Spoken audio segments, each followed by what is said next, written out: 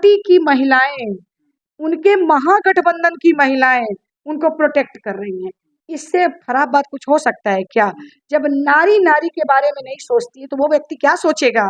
वैसी महिलाएं जो हैं, जो खुलेआम कह रही कि नहीं नीतीश बाबू का ये नहीं कहना था, वो तो ये कह रहे थे।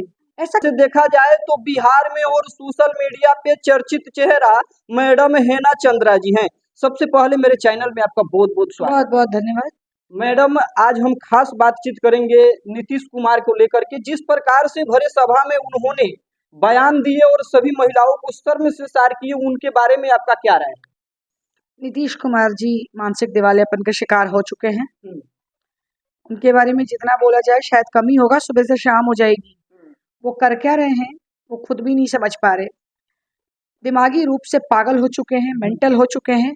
और महिलाओं के लिए इतना ओछा बयान, इतना घटिया सोच, ऐसी गंदी मानसिकता। घर में पता नहीं उनके घर परिवार वाले कौन कौन हैं, मुझे नहीं समझ में आता। लेकिन इस कदर आप भरे सदन में, विधानसभा विधान परिषद दोनों जगह जाकर इस तरह से टिप्पणी करना, आपको हो क्या गया है? ऐसा ऐसा वक्तव्य एक इतने बड़े प्रदेश, 13 करोड़ की आबादी है, जिस 13-14 करोड़ की आबादी का प्रतिनिधित्व करने वाला हमारा बिहार, उसका मुखिया इतना गिरा हुआ होगा, ये कोई सोच ही नहीं सकता है। इतना घटिया बयानबाजी। देखिए, जितनी निंदा की जाए उतना कम है। मैं कितना बोलूं, मैंने कई चैनलों पर बहुत बोला है इनको लेकर, क्योंकि इतना खराब बात तो कोई सोच ही नहीं सकता कि कोई इस तरह बोलेगा।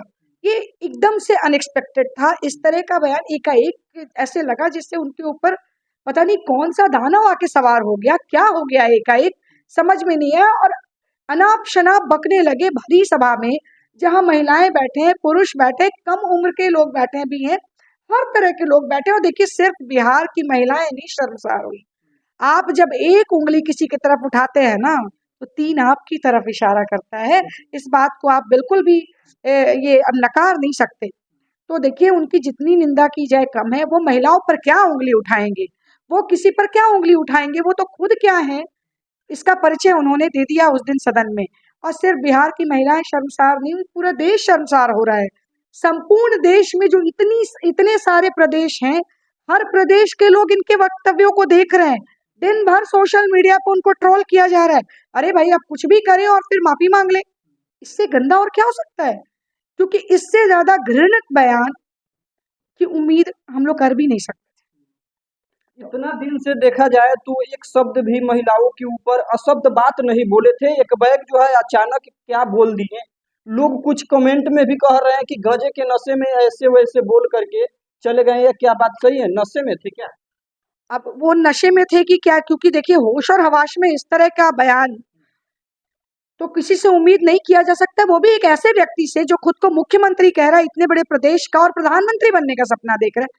वैसे व्यक्ति से इतना घटिया बयान कौन एक्सपेक्ट कर सकता है? देखिए, लोग हंसी मजाक में कहे चाहे जैसे कहे कि गांजा पीते या जो भी करते हैं, ये बिल्कुल शो कर दिए कि एक बहुत बड़े चिलम छाप व्यक्ति हैं ये बिल्कुल क्लियर शब्दों में इन्होंने शो कर दिया है। क्योंकि देखिए, जितना अमर्यादित भाषा का प्रयोग इन्होंने किया है, वैसे शब्दों का चयन हम लोग कभी कर ही नहीं सकते। पब्लिक प्लेटफॉर्म पे कहीं भी नहीं कर सकते। इनफैक्ट आपस में भी ऐसे शब्दों को नहीं कोई बोल सकता है। हर कोई शिक्षित है। मैं खुद एक डॉक्टर हूँ। मैं दिन रात यहाँ पर प्रसव पीड़ा में महिलाएं आती हैं, और ये देखिए, ये समाज की खूबसूरती है। महिला सृजन करता है। ईश्वर ब्रह्मा के बाद अगर किसी को सृष्टि के निर्माण का दायित्व दिया गया है, तो महिलाओं को दिया गया है। और महिलाएं महिलाएं गर्व से कहती है कि उनके अंदर ये नैसर्गिक गुण है कि वो अगली पीढ़ी को जन्म दे सकती है। तो इसका क्या मतलब बनता है? हमारी सामाजिक संरचना जो है, हमारी भारतीय संस्कृति जो है, उसको ताक पे रख के आप अपशब्दों का प्रयोग भरे मंच से करेंगे, तो क्या ये बर्दाश्त किया जाएगा? देखिए, आपका समय पूर्ण हो चुका है। आपका समय पूर्ण हो चुका है। अब देखिए, आपको नैतिकता जो बची खुची, अगर मर्यादा अगर बची है उनके अंदर, थोड़ी भी गैरत बची है उनके अंदर, थोड़ी भी हया बची है उनके अंदर, तो अब जाके इस्तीफा दे, राजनीति से संन्यास लें। बुढ़ापा हावी हो चुका है। बुढ़ापा इस कदर हावी हो चुका है कि अब देखिए, दिमाग काम ही नहीं करता है। कब कहाँ क्या बोल रहे हैं कुछ समझ में नहीं आ रहा है। अभी तक सिर्फ पलटते थे, इस बार बोल गए और फिर कह रहे हैं कि ऐसी मेरी मंशा नहीं थी। भाई आपकी मंशा नहीं थी। और सबसे बड़ी विडंबना, सबसे खराब बात तो ये है कि उनके पार्टी